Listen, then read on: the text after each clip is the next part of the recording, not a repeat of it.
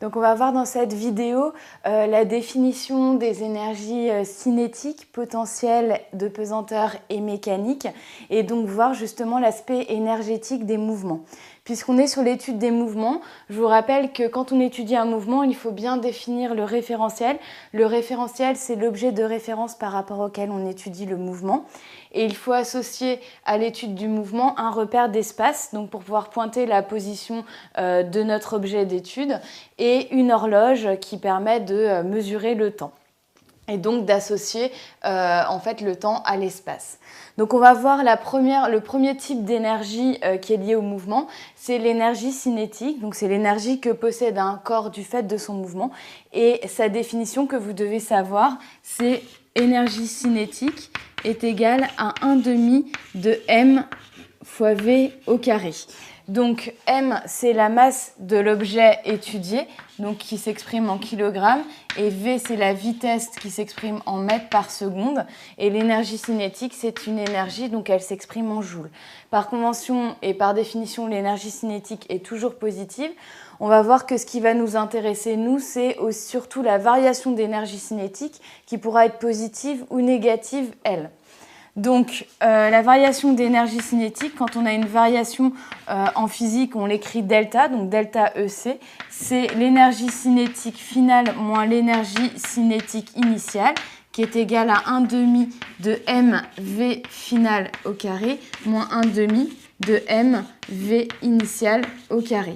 Donc cette variation d'énergie cinétique nous permet de savoir par exemple si le corps accélère ou s'il ralentit. Si le corps accélère, cette variation d'énergie cinétique sera positive. Si le corps ralentit, cette variation d'énergie cinétique sera négative. Alors une petite remarque importante dans ce calcul d'énergie cinétique, il va falloir souvent faire des conversions km/h en mètres par seconde, et puis on pourra aussi être amené à faire les conversions inverses.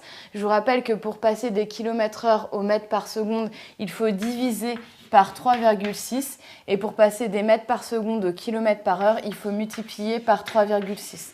Donc je vous conseille de retenir ces conversions par cœur pour éviter les problèmes d'unité quand on calcule une énergie cinétique.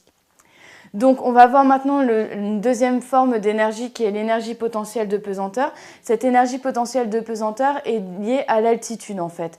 Plus on est élevé et plus on a une énergie potentielle de pesanteur. Donc pour cette énergie potentielle de pesanteur, on va définir un axe qui va permettre de mesurer l'altitude. Donc par convention, on l'appellera souvent l'axe Z, et on va mesurer l'altitude d'un objet, de l'objet d'étude, en fonction d'une référence. Donc il faudra absolument avoir une référence, une altitude 0, pour pouvoir déterminer quelle est la hauteur de l'objet étudié. Donc par définition, l'énergie potentielle de pesanteur, c'est EPP est égal à mgzg. Donc m, c'est la masse du corps ou de l'objet étudié qui est en kilogrammes. G, c'est l'intensité de la pesanteur qui est en newton par kilogramme. Et Zg, c'est l'altitude du centre de gravité, attention, il ne faut pas se tromper, du centre de gravité de l'objet qui doit être exprimé en mètres. Et l'énergie potentielle de pesanteur doit s'exprimer comme toute énergie en joules. Donc nous, ce qui va nous intéresser, c'est la variation d'énergie potentielle de pesanteur. Donc comme tout à l'heure, on aura delta EPP qui sera égal à mgzg final moins mgzg initial. Donc si la variation d'énergie potentielle de pesanteur est positive, ça veut dire que le corps s'élève. Et si la variation d'énergie potentielle de pesanteur est négative, ça veut dire que le corps s'abaisse. La valeur de G, c'est l'intensité de la pesanteur, donc 9,81 newtons par kilogramme qui vous sera donnée dans les exercices. Donc on va voir maintenant l'énergie mécanique. L'énergie mécanique qui est écrit EM, et par définition, EM est égal à énergie cinétique plus énergie potentielle de pesanteur, enfin même de manière générale, énergie potentielle, dans les cas qu'on va étudier ici, ce sera l'énergie potentielle de pesanteur. Et on va avoir deux cas. Donc le premier cas, s'il n'y a pas de frottement, et le deuxième cas, s'il y a des frottements, donc il y a une dissipation de l'énergie en agitation thermique. Donc s'il n'y a pas de frottement, on a l'énergie mécanique qui est constante, ou qu'on peut exprimer aussi comme la variation d'énergie mécanique qui est égal à 0. Donc, puisque l'énergie mécanique est constante, l'énergie mécanique initiale est égale à l'énergie mécanique finale et la variation d'énergie mécanique est égale à 0. Donc on peut avoir typiquement ce genre de graphe quand on a une énergie mécanique constante, on va dire que l'énergie mécanique se conserve.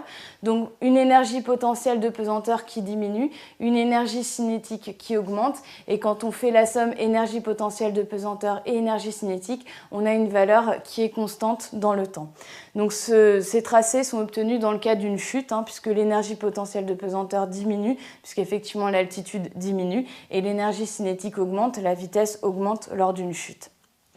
Si maintenant il y a des frottements, eh bien l'énergie mécanique ne va pas se conserver, donc l'énergie mécanique ne sera pas constante et la variation d'énergie mécanique sera donc différente de 0. On va avoir une diminution de l'énergie mécanique.